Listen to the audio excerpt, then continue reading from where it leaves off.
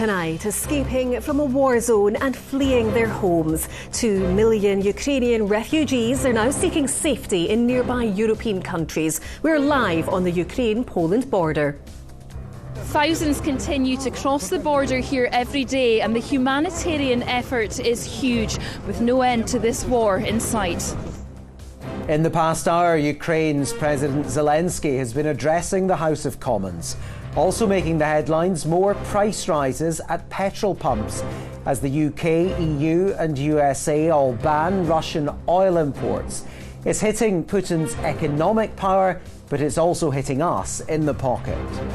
In sport, Scotland's World Cup playoff match against Ukraine is postponed. And making a difference, the Glasgow mums who are filling up baby boxes for Ukraine's newborns and their families. I'm Gordon Cree in Edinburgh. And I'm Kellyanne Woodland in Glasgow. This is the STV News at 6.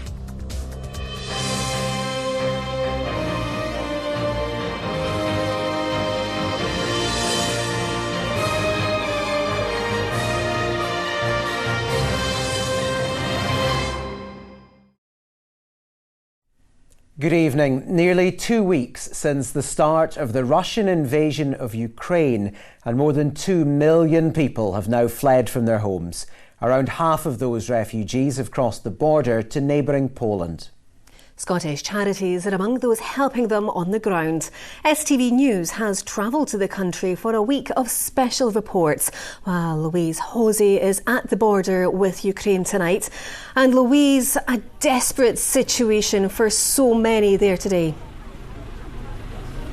Yes, that's right. We're here at Medical, which is one of the busiest border crossings between Ukraine and Poland.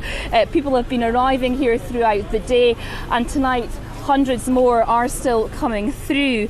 Well, some have walked for miles, and when they finally get to border control, which is just a short distance away, they have an even greater wait, up to 4 hours, as their documents are checked. Once they get through here, as much as possible is being done to help them for what will be an even longer road ahead. They're safe from the danger of war now.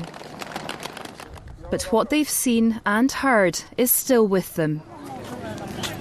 Some can't sleep, others remember everything in detail. My dreams, like I'm in bombing, like I'm now in war. But I'm insane. It's really scary feeling. Oh, it's so sad feeling because a lot of people that live near us died. Russian army shoot simple people, children that live near us. All our buildings in fire. Destroyed, Destroyed, yes. And it's so dangerous, and we so afraid live now in Ukraine. They arrive here by bus, by train or on foot under the harshest of conditions. Those they left behind, never far from their minds. Worried, scared, afraid, and I am very sad for my house, for my friends, for my university, for my mom, family and pets. And I don't know what will be tomorrow. It was very difficult to decide to leave my parents, but they don't want to leave their home. And it's that decision I want to leave, and I want to continue my life. And it's very dangerous to stay in Ukraine. This is one of Poland's busiest crossings, and they're coming here in their thousands. Many are women and children, their families split apart as men remain behind to fight for their country. How do you feel about leaving your father behind? Yes. As people come through here, there's a huge effort in place to help them. Volunteers are on hand, giving out hot food and drinks, and there are huge piles of donated clothes. Scattered around, there's also fire pits to help them warm up. Some are met by family or friends who have travelled from many different countries. Others have no one.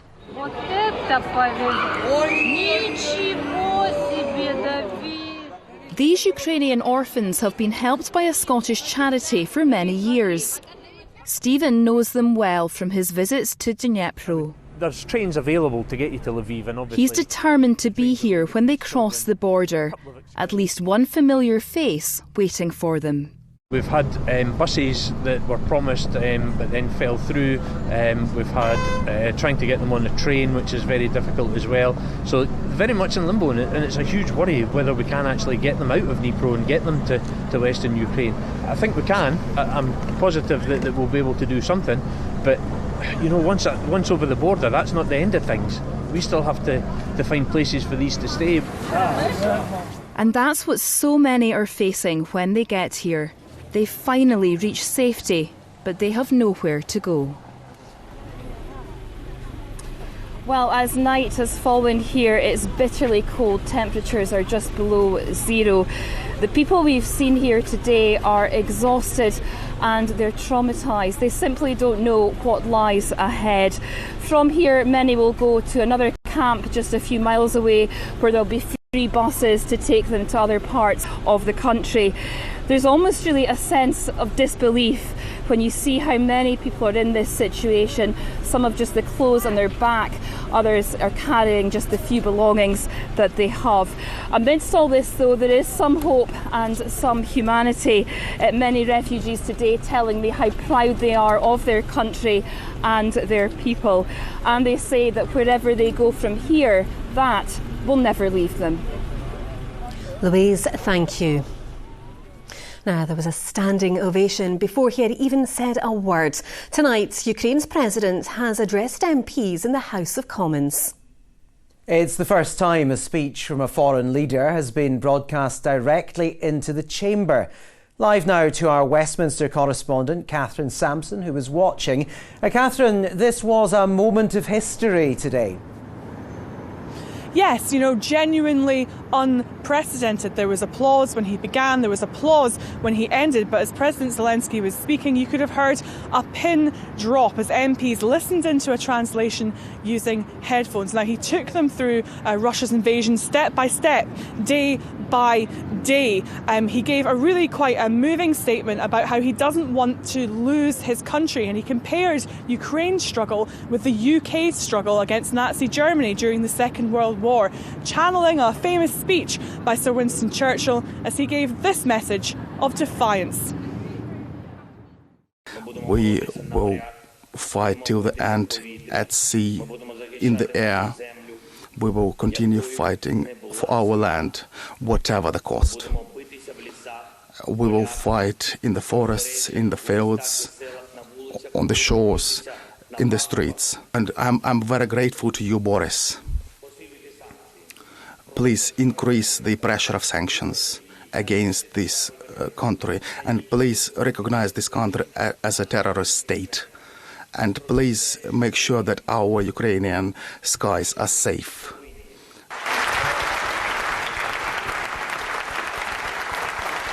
We will employ every method that we can. Diplomatic, humanitarian and economic, Mr. Speaker, until Vladimir Putin has failed in this disastrous venture and Ukraine is free once more. Now, this was, of course, a hugely symbolic show of unity today, but not to be lost in this is the central call, really, from President Zelensky again and again when he's addressed people around the world. He wants a no-fly zone. He wants NATO to declare a no-fly zone, and we know that Boris Johnson and we know that his Defence Secretary have ruled that out. There are fears it could lead to another world war. And today, of course, at Westminster too, still much more pressure on the UK government to go much further in terms of helping refugees. Catherine, thank you. Well, a practical sign of the alliance today is the UK, the US and Europe are banning Russian oil imports. It'll likely push fuel prices here even higher.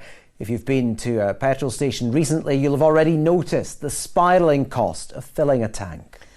Across Scotland, the price of petrol and diesel is beyond £1.55 a litre. Campaign groups are calling for urgent action to help deal with the soaring bills. Here's Laura Piper. Pressure at the pumps. The cost to fill a tank is rising, as are the concerns of those already feeling the impact of higher bills. It's reached like 107 just to fill my tank right now.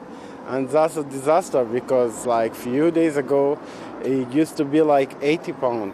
It's expected, I think, considering the situation. And I don't know, I hope bus travel doesn't get more expensive.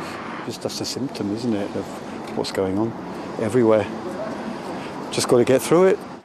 Prices for oil have been at their highest in the past 12 years in recent days, impacted by Russia's invasion of Ukraine. I think a lot depends on what happens in Ukraine over the next wee while and what sanctions are imposed.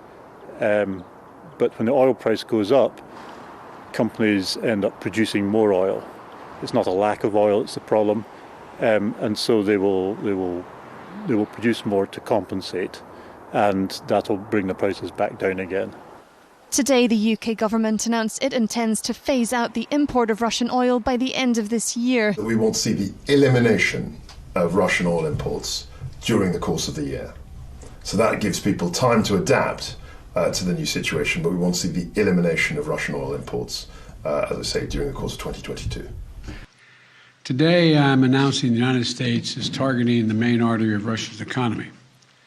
We're banning all imports of Russian oil and gas and energy. That means Russian oil will no longer be acceptable at U.S. ports, and the American people will deal another powerful blow to Putin's war machine. And Laura, we're feeling the impact of global events. Yes, well, tonight we're sitting at around 157 for petrol, 167 for diesel, and that situation seems likely to remain for some time. Today, Shell announced that it's closing its fuel stations in Russia. That's after last week facing heavy criticism for buying Russian oil. Now, moves like this, alongside sanctions, will have a ripple effect here. But with such a volatile situation, governments in the UK, in Europe and in the United States feel that that is a price worth paying for keeping pressure on Russia. All right, Laura, thanks very much for that. Now, the tragic rape and murder of Sarah Everard by a Metropolitan Police officer brought about a movement for change, a watershed moment, recognising the extent of gender-based violence and public sexual harassment faced by women from men. Now, a group of experts are recommending a new law against misogyny is introduced in Scotland. Polly Bartlett is in Glasgow's Kelvingrove Park for us tonight at a march against gender-based violence. Polly, what's the atmosphere like there?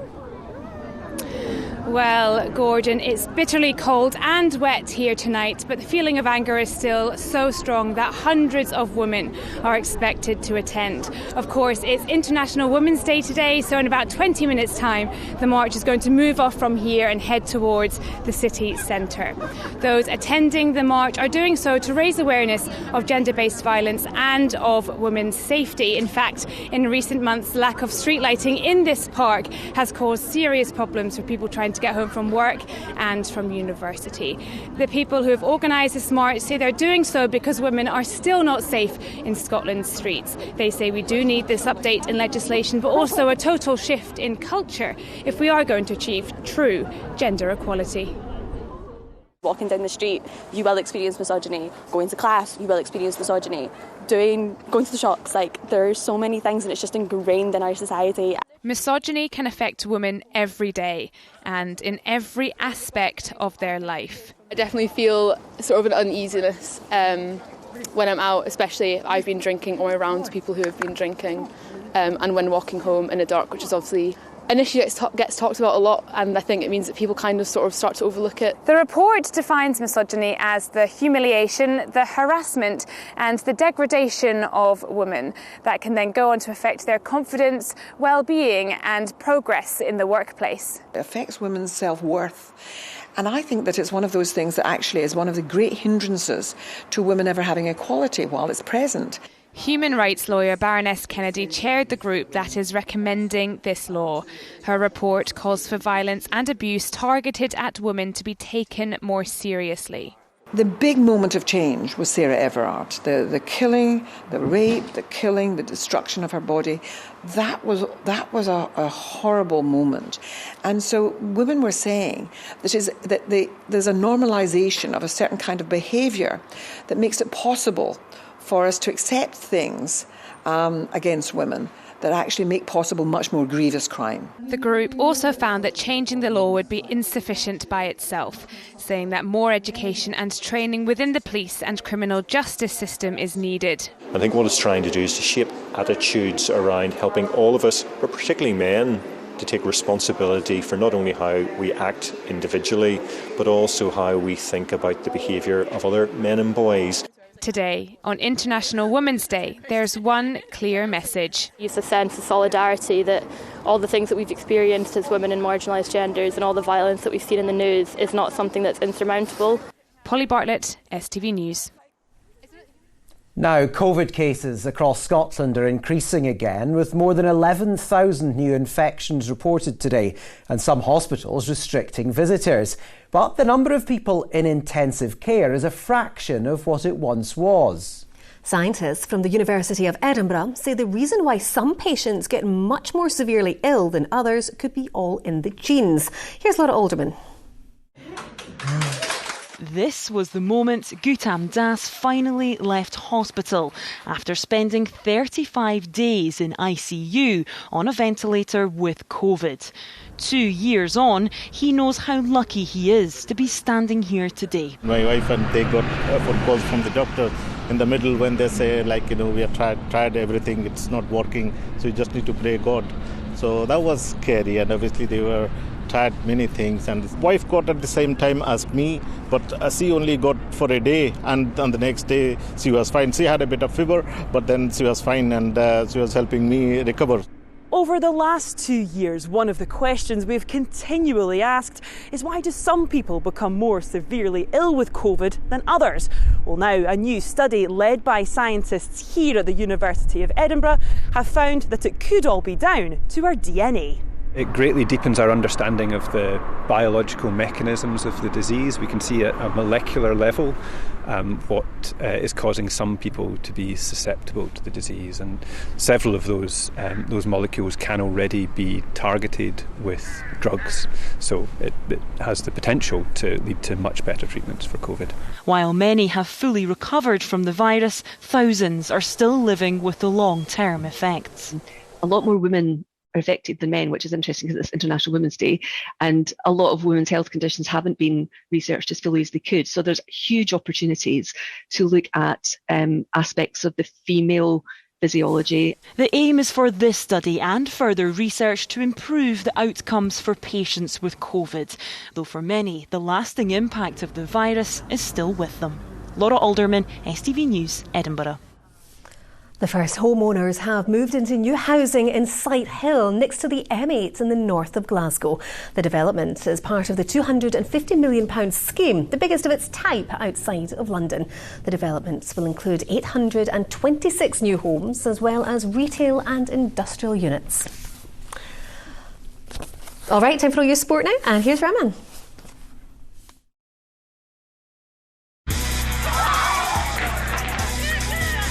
Get your fill of the action. STV Sports, sponsored by Papa John's Pizza. Good evening. Scotland's World Cup playoff semi-final against Ukraine has been postponed. It comes after the Ukrainian FA made the request to FIFA after the country was invaded by Russia. Ronnie Charters is at the National Stadium for us. Ronnie. Yes, Rahman. Well, this match was supposed to take place here at Hampden in just over 2 weeks' time in the quest to qualify for the World Cup in Qatar. Following Russia's invasion of Ukraine, football in that country, as you can imagine, was suspended. Since then, the Ukrainian FA had asked the governing bodies to postpone the match against Scotland, and UEFA and FIFA quite rightly agreed. Now, whether Scotland rearrange friendlies for that now free date in June, that still remains to be seen. So, Ronnie, the game isn't taking place this month. Do we know when it will be played? Well, what we know is the next international window is in June. That's when it appears likely the match will be rescheduled, but no official confirmation from the footballing authorities on that one yet. June, though, is where it gets a bit tricky. That's also when Steve Clarke's squad are set to start their Nations League campaign. So if that match against Ukraine is put forward to June, then those matches will have to find other dates in the calendar. A sort of broader question on all this, Rahman, as well, is we're seeing those harrowing scenes in Ukraine at the moment. In the current climate, one has to wonder whether this match will even go ahead come June. So a lot to ponder for FIFA and UEFA, and they have to sum it up quite quickly. Ronnie at Hampden, thanks very much for that. Well, Andy Murray has pledged to donate his prize money for the rest of the year to help children affected by the war in Ukraine. The former world number one says it's vital for displaced children to continue to have access to education. St Mirren manager Stephen Robinson admits his team have been lacking in creativity as he searches for his first points since taking charge. The 1-0 loss to Ross County at the weekend was the Buddies' third successive defeat under Robinson. They are away to Dundee tomorrow. We did lack a creativity. You know, we lacked that little invention and that little spark on Saturday. And it's something that we've got players to do it. You know, we've got Greg Kilty, we've got Young Hendo, we've got Alex Grief, you know, and the other boys that I've mentioned in terms of Eamon Brophy and Jordan Jones. You know, we have got the creativity. It's just giving the boys that platform of confidence to go and do it. Now, fresh from securing a gold medal for Team GB at the Winter Olympics, Eve Muirhead hopes curling can become a majority sport and one day be as popular as football and rugby. With the men's team also securing silver in Beijing, it was the most successful games for our curlers. Two titans of curling reunited celebrating International Women's Day. 20 years after Rona Howie won gold at Salt Lake City, Eve Muirhead repeated the feat in Beijing. Slowly but surely, Muirhead is coming to terms with her achievement. It is beginning to feel real. It took a while to sink in, and I really do not think it's completely sunk in, but it's definitely starting to feel real. I think it's going to still take a couple months, but it's just been such a whirlwind. But it feels amazing. How proud did you feel when you saw Eve and the team win gold? Oh, very. Obviously, I'd coached Eve through the Sochi cycle, and you know, I know her well, and I know how much she wanted that. So yeah, it was really nice. Muirhead landed Olympic gold at the fourth time of asking.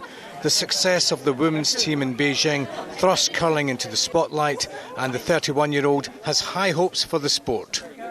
It's a minority sport at the moment. Could it ever become a majority sport? I really hope so, and I don't see why not, and I don't see why it shouldn't be, because we're successful. We're probably one of the most successful female team sports in Scotland, and I think this is the time. This is the time that it really could be. In 5-10 years' time, like, I'd like to be as big as football, rugby. It'd be awesome. And I think when you see how many people watch the Winter Olympic Games and how many people get hooked to curling, like, it is such a great sport to sit down and watch. It's the fastest growing Olympic sport there is, and for wheelchairs too. So from that point of view, the sport is growing. Now, for Britain to be able to keep up with that, they need a training facility, they need the full-time coaches, and we can stay up at the top. Muirhead has still to decide if she'll compete at the Games in Italy in 4 years' time. For now, she's just enjoying life as an Olympic champion. Olympic gold medalist Chris Boardman hopes next year's Cycling World Championships, which will take place across Scotland, will encourage more people to get on their bikes. It was announced that Stirling will host the time trial part of the event, which will combine the 13 existing World Championships. You come from this region, it really is something special to compete in front of a home crowd on roads that you actually know. But wider than that, I think it showcases cycling as a way to get to school and works and shops, and just shows that it's a unique sport in that it's a form of transport and sport and entertainment and everything in between. And nothing else in the sporting world can say that. It means a lot to me just to think of people coming and seeing where I am, because I'm very proud to say that I'm from here, and I think I'd happily show it off to anyone. Get your fill of the action. STV Sports, sponsored by Papa John's Pizza. Now, Sean with the weather. A cold snap is on the way. A cold snap is on the way.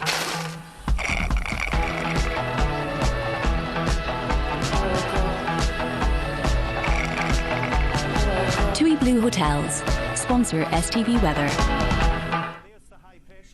Well, there's the high pressure that's brought us dry and settled weather recently. Low pressure out to the west of us. Now, this is a real battle that's going to go on. The high really not wanting to go anywhere. Think of a high pressure system like a rock or a stone. And then we've got low pressure coming in from the Atlantic. Think of that as fluffy cotton wool pushing against stone. And really, well, the high pressure is not going anywhere. Good news for Scandinavia and Germany, because they'll hang on to good weather this week. For us, though, with that low pressure continually pushing against the high, we're stuck under the wind and rain, so we're back to where we were, rather unsettled conditions after a few decent days. Now, tonight we've had some rain moving its way north and eastwards. We'll continue to that for the next hour or so, and then that clears away. It becomes drier. The winds ease down for a time. But then into tomorrow morning, horrible start to the day across the west coast, the Hebrides. Heavy rain, strong and gusty winds. We could get gusts 50, maybe even 60 miles per hour in the most exposed parts of the northwest, and that band of rain moving eastwards through the day. But look at this contrast in temperature. 10 degrees for the likes of Falkirk and Edinburgh. In the west, though, the likes of Dunoon, Inverary, Fort William, open temperatures down to about 4 or 5 degrees by the end of the day. Much colder air coming in and snow falling over higher ground in the Highlands. We hang on to the rain in the east of the country on Thursday, the best of the brightness here across western parts, but then we see the wind and rain returning on Friday. TUI Blue Hotels sponsor STV Weather. And finally from us, returning to those heartbreaking pictures in Louise's report at the start of tonight's programme. People fleeing their homes in Ukraine, making a desperate journey. Of course, in times of crisis, communities pull together, showing kindness and helping others. It's prompting some Glasgow mums to do their bit to make a difference. Greg Ockram has been to see them. This group met only a week ago.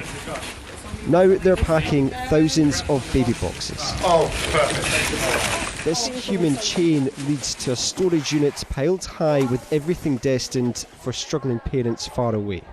Basically, that is one of the drop-off points in Livingston. That obviously a mum has obviously no transport, but she. They know how desperate we've been for these boxes, and they've put it in a shopping trolley and carried it and left it at somebody's house. And no doubt that mum's got a baby. Motivated by what they've seen on the news, the group call themselves the Scottish Pre-Loved Baby Box Team. As a mum, as a human, to be honest, it's the only thing you can think of. What would we feel if that was us? What would we expect from another country? You just never know. You've just got to put yourself in the position of a parent. They're filling up lorries and bringing hope to Ukrainians.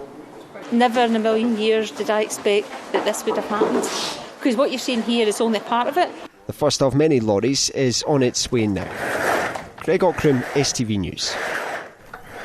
It really is a great effort, and if you're involved in doing something for Ukraine, we'd love to hear about it. Indeed, and don't forget that we'll have more on the refugee crisis on Scotland Tonight just after the late news.